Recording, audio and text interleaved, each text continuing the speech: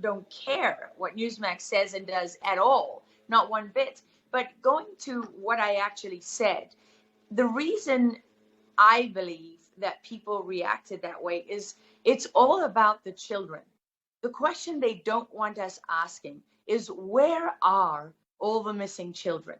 What happens to these children? How can hundreds of thousands of kids go missing in the United States every year and nobody knows where they are? They just vanish? I don't think so. I mean, between facial recognition software, voice recognition software, and all the different ways to track people, how can we in this day and age not be able to find them? How can hundreds of thousands of children have disappeared from the records of CPS? You know, how can our child protective services, you speak to anybody in the trafficking industry and they will tell you that CPS is involved. I'm working right now investigating a case where CPS has been involved with this trafficker for more than 20 years.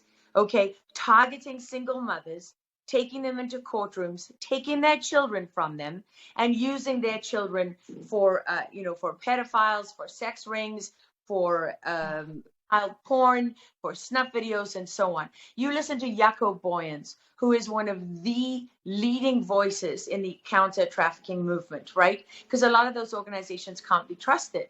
But people like Jaco Boyens, they can be trusted. And they will tell you that the United States is the #1 destination in the world for sex trafficking, that every sex trafficking ring worldwide knows bring the kids to the United States, that this administration is participating in the trafficking of kids because they're paying companies, LLCs and nonprofits and church groups, they're paying them to take these kids and disappear them.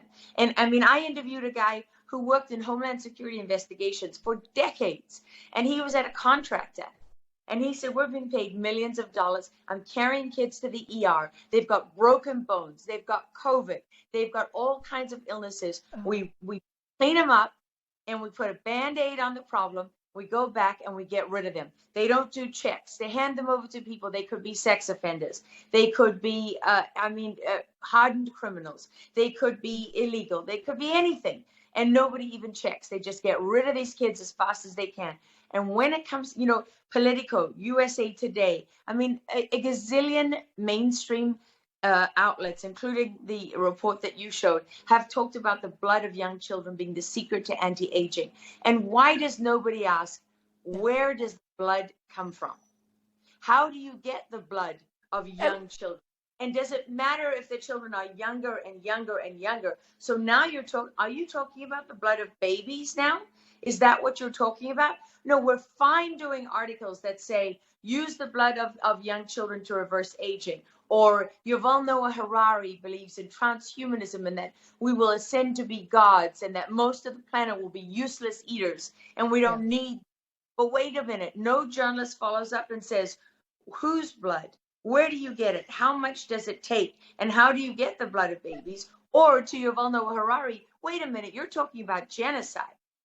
How do you, what do you mean the whole of Africa, the whole of India, just about are going to be completely, have no meaning to their lives and they're going to be totally worthless? What does it mean when you say this?